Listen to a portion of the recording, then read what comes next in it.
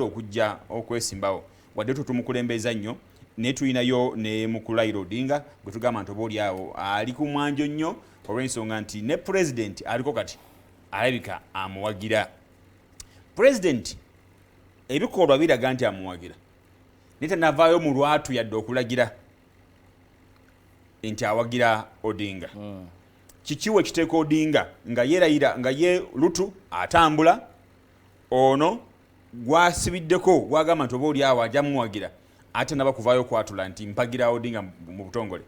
So kikosezaamu Odinga nti wetuukidde olwaleero Ruto amuliko maaso. Yes. Kubanga yetabadde aggressive nga oli nga Ruto. Ne Kinyata alina okumunoonyeza obululu masekati ga Kenya tabadde aggressive. Naye tekitegeeza nti akalulu kawedde. Akalulu ke Kenya kagwa ebula omwezi nga gumu okulonda kutandike. Mugwa musanvu eyo. Kubanga formation zino ne realignments bazikola okutuusa ku saawa esembayo. Zijja zikyukakyuka. Ate formation ezo ze zisalawo akalulu. Ani yeegase n'ani kyekisalawo akalulu ka Kenya. Kubanga bingi ebikyasoboka. Kalonzo Musyoka azze agamba bannakenya tayagala kujja taliye jo ekibiina kye kya Wiper Democratic Movement kyamuwadde ticket okuddamu okuvuganya bwa president. So ekibiina kyamaze gimuwa ye presidential candidate asoose okufuna flag. In fact yeegase ku Wakano Gideon Moyo yasooka kakati ye yeegaseeko abalala tewali yafunye kaadi. UDA tenawa Ruto mu butongole kaadi, ODM tenawa Odinga kaadi. So kati yeegaseeko wakubiri naye ku mukolo teyayise Ruto ate n'ayita Odinga bwe babeera ku mbiranyi. So kitegeeza nti bwodda muziri realignment singa akaseera katuuse kyandyanguyira Kalonzo okuddukira ewa Odinga. So emikisa gikyaliwo ku njuyi zombi Odinga ne Ruto. Ekirala njala okulaga kaluka Kenya ekikafuula akazibu naddala ku saawa esembayo nti obudde obukyaliwo kati bungi nnyo. Anything can happen. 2022 eyakyusa akalulu yali Raila Odinga n'ebigambo Kibaki tosha yabyogera ebula emyezi ebiri okulonda kubeewo era olwabyogera buli omu n'amanya nti akalulu Kibaki akamaze nti nze ntadde ndi ku Kibaki tosha ng'ebula ebiri nga tannakyogera teri yali amanyi kalulu kaggwerawa. Uhuru Kenyatta yali akyalina enkizo kubajjukira Moi gwe yali aleesera gwawagira. Ekyo kye kyakyusa embeera kubanga Kenyatta candidate wa Kano mu kiseera ekyo ne Kibaki owa Naaka bonna baali bakikuyunga bagabana obw'amasekkati kati nga tebalinayo block vote eva walala. Laba Raila Odinga bwaga nti nze olwokano nduvuddemu naye Kibaki Nyanza province yonna president gwe yali awagira. Sorry naye yali agala bwa president no yali president abuvaako naye oli olwagenda president gwe yali awagira n'agwa Odinga gwe yawagira n'awangula. Tujje mu 2007 Kinyata omukago gwa Naaka gwasatuluka ogumuleeta mu 2002 2007 okulonda ne kusembera nga teri amanyi na Kibaki agenda kuvuganyiza na ku kaadi ki ng'ebule omwezi gumu okulonda kubeewo n'atondawo ekibiina Party of National Unity. Bwakitondawo ku mukolo engeri gye balangirira n'ekibiina baali bagenze kabaga waliwo akabaga waka wa Kibaki nga nti naye ekibiina kye kino MC w'olunaku emikolo gy'abanayafuzi era MC abeera munayafuzi yali mbaka wa parliament. Kakati mu kwogera ekibiina ekipya kye batonzeewo n'erinnya lyamulema ngaga UNP naye ng'ekibiina kyali PNU. Kati nga waayi ekibiina kiri PNU n'akyogerako lumu agenda okudda mu muzindaalo era kino ekibiina kye tulese kya UNP. Kati ekibiina tewaliwo nye formality eryawo kyekyawangula obwa president 2007 jangu 2013 Kinyata ne Ruto teri yali amanyi nti basobola okukwatagana nga ne parliament tebabuuzaganya emyaka 5 alliance neyingira waawo kubanga jjukira 2007 buli omu yali atigomya munne bantu ne bafa. Kakati Kinyata n'asooka nakutuula na Musalia Mudavadi ne basayininga n'endagaano mu OU nti Mudavadi go presidential candidate nze Kinyata nze mu myukawo.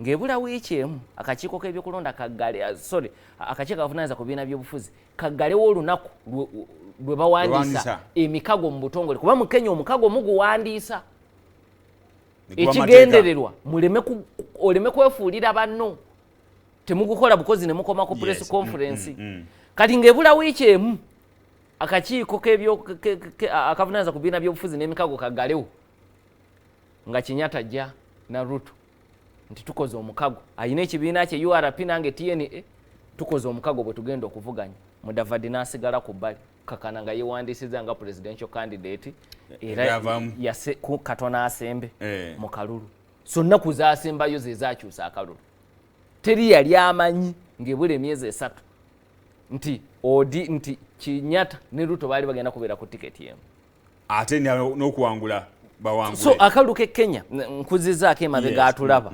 okutegeera nti bwe katyo bwe kafaanana essaawa yonna kasobola okukyuka so bwe twogerera nkugaye nti Ruto akyasingako Odinga naye ebbanga lye tulina likyali ddene okukyusa ebintu tutunulira Odinga mu kalulu akawedde bannakenya bamuwa akalulu era kigambibwa okusinziira ku bantu abamu abaali bamuwagira nti yakawuuta buva omulundi ogwasooka bwe kaddibaamu envunula bibya nga kooti esazeewo nti kaalimu ebirumira kaddibwemu balonde era abantu ne bagenda mu boxi ne balonda bagamba Odinga yabawaayo bw'agenda mu maaso n'okukolagana butereevu ne Kenyatta era ne basalawo okufuuka ab'omukago mu mbeera bw'etyo so nga ate abantu baali bafuddeyo nnyo nti Odinga gwe batambula naye abantu abo tebali disappointed mitima gyabwe tebayinza kumwewala ne kumuwulirwa naga nti agwe otumalira nnyo ebiseera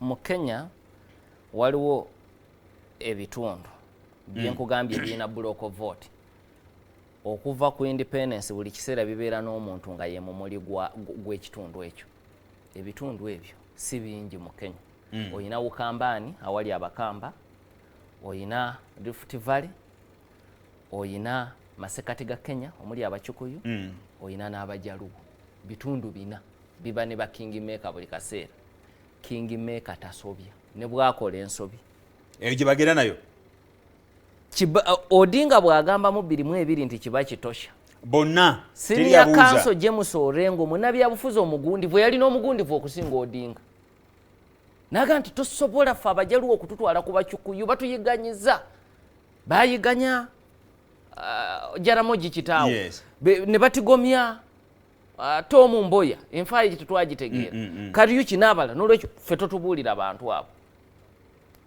bwe yadda mu kalulu ka 22 n'obwemupite baabumuwa oddamu oti Odinga n'akomawo ne yeetonda mu myaka 4 gy'amaze mu parliament ogwo gwe mulundi gwokka gwe bataamulonda Orengo era yayiga n'okumuzzaayo yamala kwetonda butereevu Profesa Peter Anyanga Nyong'o naye 2 okuwakanya Odinga tebaamulonda yamala kuba mavi n'akomawo kakati ye gavana w'Ekisumu abo bannabyabufuzi bagundi kubanga ekitundu eri mu Kenya kasita kironda nti ono mumuli gwaffe oba asazeewo ki kizibu okusobya era babuwagizi bwakyuka bakyuka abawagizi b'Odinga balina n'enjogera nti baaba gyalaba ng'atudde ffe ne bwe tuyimirira tetulengerayo ne bwe tufuna akatebe era ne babeera n'eŋŋombe endala nti waliwo amateeka 3 agakwata ku Raila etteeka erisooka baaba mutuufu etteeka erisooka Raila mutuufu eryokubiri mutuufu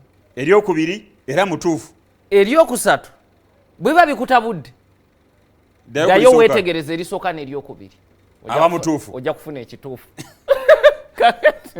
genda mu Ukambani Kalonzo Musyoka amanyi okwekola ebintu 27 ate kati ndi n'Odinga ate akalubwe kagwa nti ate ndi wa kibaki naye kasita asalawo abakamba bonna nakati bwekiri mu kisanja kino wabaddewo abaagala okusituka Gavana Charity Enjiru Profesa Kivuta Kibwana Gavana we Makueni oyina Dr. Alfred Mutua Gavana we Machakosi nga balowooza basobola okumusiga okulula tugenza okutuuka olwaleero nga balabika bakitegedde nti kijja kuba kizibu yakyali omukulembeze w'abakamba era bangi ku bo yadde balina n'ebibiina byabwe ne mutabamiruka wa Wiper Democratic Movement baabaddeyo jjo ne Charity Enjiru namulabye ayogera so kitegeeza ekyo kikulaga nti bakkiriza nti yadde Charity Nju naye alina ekibiina kye naye olw'okuba ava mu Bukambani akkiriza nti Kalonzo kyayogera ye waabwe. So okusalawo kwa Odinga nga bwe yasalawo tekiyinza mukosa kuba Odinga mutuufu bw'aba mukyamu ku bawagizi be tekera okubirigamba erisooka mutuufu eryokubiri mutuufu eryokusatu bw'oba otabuddwa nga bikutabudde olina ekikutawanyiza ng'ekyo ky'oli mu kubuuza ddayo weetegereza erisooka n'eryokubiri era bw'oba oganye ebino bitegeera kyolina okumanya nti bw'aba atudde gy'alengera ne bw'olinya katebe tolengerayo tosobola kulengera kakati ekyo tekiri ku ye yokka bw'ona ogende wa Kalonzo Musyoka mu Bukambani ewuwe naye bw'ato bw'ali kifaanana. Kakati genda mu Rift Valley ku William Ruto bwekiri abasajja n'abakazi ab'amaanyi baagwa mu kalulu akawedde lwakulwanagana na William Ruto. Isaac Ruto yali gavana w'e Bomet yali musajja w'amaanyi abadde minisita abadde ki yasooka Ruto okubeera ow'amaanyi mu by'obufuzi naye kati olw'okuba abakalenjini bakimanyi nti Ruto ye kingmaker waabwe tosobola kubabuulira kirala. Akadde katugenzeko Dokita naye twagala okutunulira katono nnyo ku ggwanga erya Ethiopia. Otogerera nga Prime Minister ggwanga ya Ethiopia Abiy ali mu ddwaniro ku front line. Tekitera kusangika nnyo oba oli awo kiri awo abantu basuubira nti abasirikale bo bagenda ne balwana entwalo zaabwe naye yalangiridde nti agenda ku front line agala kutaasa Addis Ababa abatiguli bafuusa abatiguli. Okugenda ku mulundi guno kiyinza okutaasa Addis Ababa netatwalibwa abatiguli? Kya mirundi ebiri. Ekisooka kikolwa ekivudde mu kusoberwa nti olutalo luno Kano Ahmed Abiy mu kusooka yalowooza nti lugenda kuggwa mangu era bw'abalumba nga November atandika omwaka oguwedde mu mwezi gumu yalangirira olutalo luwedde kuba ne mu kibuga Mekere yabagoba nga tewali na kulwana badduka buddusi buli kintu baasuulawo kisuule nga wayise ebbanga liiri bwe baali bakomawo era sipiidi yabatwala ye sipiidi eyabaza kuga tewali na kulwana mu Mekere ku mirundi ebiri tebaakomyawo ne batandika okukifuluma okugenda masaza amalala batuuse mu Afa kakati bakiridde n'omusaza erya Amhara ekyamazima otuukidde olwaleero nga Libya egenze mu Ethiopia kati egenze mu kyetuyita civil war olutalo olw'omunda olutaliiko debate. Kati mu kusoberwa kuno tebaddayo ate bongera kukkirira ayise abantu bonna abayina emyaka egyesalira okujja okwetaba ku lutalo 18 naye ekintu kiganya okukyuka. Kati mu kusoberwa kwe kusalawo nti oba oli awo bwe naagenda nsobola okwongera amaanyi mu balwanyi nejjukira ekyo nakirina okusoomoozebwa kwakyo. Commander in chief bw'ogenda mu lutalo ate oyinza n'okulukosa kubanga essira eriyina okubeera kulwanyisa omulabe ate lisobola okudda ku kukuuma gwe omulabe nga targeting kya mirundi ebiri kubanga kati omulabe singa akutuusaako obulabe abaalaga nti ne Addis Ababa asobola okutuuka essaawa yonna kubanga ekyo kugamba psychologically abaana fuyiza nnyo balwana nabo kati kitegeeza nti bali basobola okuga nti amaanyi katugateeke mu kusesebbula enfo wasuubirwa okubeera kakati ate nammwe mulina okulaga nti ekyo tetusobola kukikkiriza kibeewo kikafuuwe at what cost.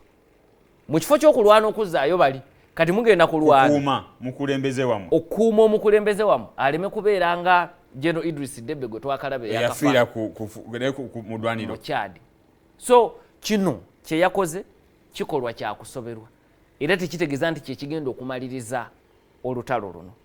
Temulimu kabuvumu nti wakiri okufa nga ntaasizza ekyobuvumu nakyo kituufu ekyo tosobola kukijjawo kikolwa kya buvumu ye yeeyise namujulizi nga tannagenda naga nti kino kyengenda okukola kabonero kakubeera mujulizi wansi yange mata naye Colin Powell eyakafa bwe yali akyali muduumizi w'amagye ga Amerika alina doctrine ng'abuuza nti bwe tuba tetunnagenda mu lutalo doctrine ye yalina parties esatu.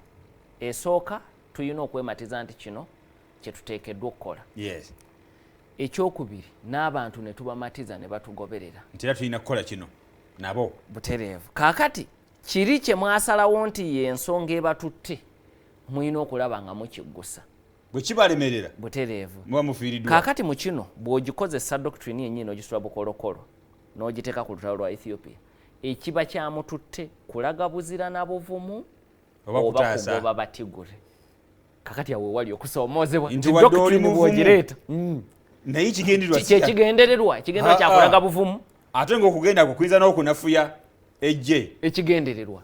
So kati awo wali kirwa kigambye nti okugendayo okwe kusoberwa naye tekitegeeza nti si kikolwa kya buzira. Kugamba solution ku nkomerero ya byonna eyina kuba ng'abantu bano bonna balina ensobi ezaabwe. Yes. Gavumenti ya BU eyina ensobi kubanga okuva 91 balina enkola ey'okugabanya obuyinza. Merisize nawe gye yaleetawo. Ono bwe yazze mu buyinza 2018 obuyinza obusinga n'abusika abukomyewo ku ssenta. Kakati eyo nsobi y'amaanyi. Era okusika omugwa tekuli Tigure yokka lwakuba yo bajeyo emundu nebalina okulwanyisa. Kyokka na bali balina obuzibu nti ebintu bye beemulugunyaako ebirala ng'ogyeko ekyo be babadde babikola emyaka 27 nga bali mu buyinza kuva 91 okutuusa 2018 abatigule be babadde mu buyinza ne bwe baleeta Hail Mariam Dizale omuwolayita atali mutigule era be baali bamufuga ng'azinira ku ntoli zaabwe. Ono yasoose mu bbanga lino lyonna okufuga nga tazinira ku ntoli z'abatigule. Kakati abalala ekibuuzo kye bababuuza nti mmwe temusobola kukkiriza kufugibwako mulala. Ethiopia erina kubanga efugibwa mutigule. So ku njuyi zombi buli omu ayina ensobi ezize. Kati bwe mukkiriza nti buli omu ayina ensobi ezize abakulembeze bano ekirungi bonna baalwana mu lutalo olwaleeta gavumenti mu 91. Debretsion Gabriel Michael yava ku University Addis Ababa mwaka gusooka ne yeegatta ku balwanyi ba Merisize nawe mu nsozi Tigure. Ate ono Abiyu ku myaka 17 mu 9 naye n'ayingira olutalo nga mwana muto yasanga bali basajja bakulu bayingira dda olutalo. So bonna baaliko abasirikale kye beeyita comrade in arms. Waliwo ekibuuzo so katono nnyo ng'afundikira ku ekyo nti basobola okumanya ekiyinza okuva mu lutalo luno nti kijja kuba kizibu Abiyu okusigukulira abatiguli okubajja nabo kigenda kuba kalubiri okuvuunika Addis Ababa kubanga ebyafaayo bibalaga baalwana olutalo okuva mu G7 gavumenti baagikwata 91 kati bwe libali ebbanga lyerimu lyogenda okutwala bantu bameka abagenda okuba bafudde mu kiseera ekyo eya Ethiopia gy'omanye ina abantu abasoba mu bukadde 10 edde mabega butereevu. So oyinza okudda mu lutalo olufaanaganako olw'abafaaka lwe baalwana e Colombia. Baalwana olutalo okuva 64 okutuusa juzi 2017 lwe baatadde omukono ku ndagaano. Enjuyi zombi ne zikkiriza nti abantu babonyebonye ekimala tutuule era ensi efunye kalembereza emyaka 5 egiyisa. Waliwo ekyebuuzibwa African Union tulina amagye ga Amison gali mu ggwanga erya Somalia, Uganda erinayo amagye n'aba balinayo amagye naye nga African Union nsale nnyo mu magye ago ng'embeera eno egenda mu maaso mu ggwanga erya Ethiopia. Kiki ekibaganya okuvaayo okujja okulaba nti bataasa embeera eyo mu ggwanga eryo kubanga ne ku ssaawa ya leero oba oli awo tewannabaawo magye gasituse kugamba ke tutaase ekitaba nti kigenda okubeerawo mu ggwanga oba ekigenda maaso mu ggwanga erya Ethiopia. Kakati ensonga ziri bbiri. Ekisooka Ethiopia yemu ku zikirimaanyi za Africa. Yes. Kati mu African Union buli lwoleeta ensonga ng'ekwata ku zikirimaanyi okusalawo kuba kuzibu. Kwe kusoomozebwa African Union kweyina ku kino nti oyogera ku nsi emu ku zikirimaanyi kiringa bw'oyinza oga nti mu UN Security Council oleesa ensonga naye nga ku bataano bamemba ab'enkalakkalira China, America, Russia, Bufaransa ne Bungereza kuliko atajagala omu yekka agiremesa. Kati kwe kusoomozebwa okusooka. Ekyokubiri ensonga y'olutalo luno olugenda maaso lutalo lwa Ethiopia olw'omunda si bikolwa bya butujju bo bennyini. Etteeka eriyitibwa Constitutive Act lye litondawo African Union liyogera ku kye bayita inviolability of colonial borders. Kasita borders zino zibeera nga ezaakolebwa obufuzi bw'amatwale teri avudde ebbali temuziyingirira.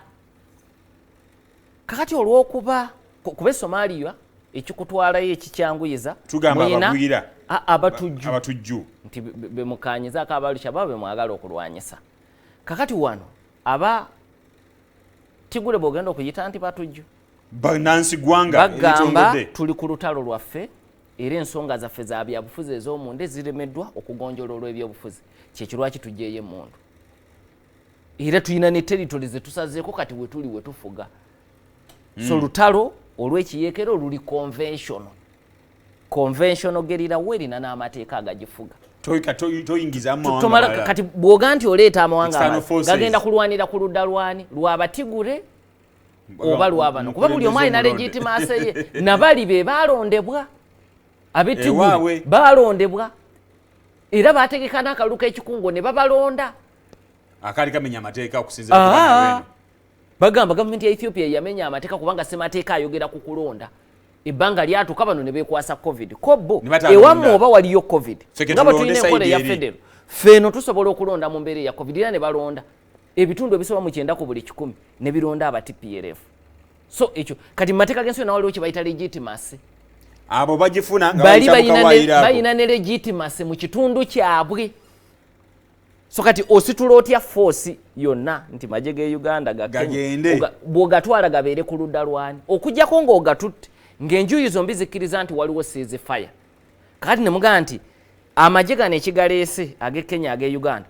kukuuma batigule butasala wano nabano butasala nga bwemuteesa kyekisobola amaje gasobola kubeerayo ku mission efaanana bwetyo tesobola kususaawo mandate bw'osusaawo mandate oba okitabudde kakati kwe kusoomozebwa okuli ekibiina ekirala ekyandibadde kigezaako kyandibadde kya IGAD okusoomozebwa kwa IGAD nti teri home grown UN yagitukakaatikako ekigendererwa kyayo kyali nnyo kyakutunuulira nsonga za kyeya nabbula lya mmere kati okugijja ku mandeeti yayo eby'origino ogitwale mu nsonga endala obuyinza bwayo bufuuka butono kyekirwaki efundikira bwe batuula nga IGAD banyumya mboozi kasita ziba ku nsonga za byabufuzi ne bayisa ne bu resolution obutalina makulu so solution eri practical ceasefire ku njuyi zombi ne batuula basobola okukkaanya wewa nsaba osibule akade katugenzeeko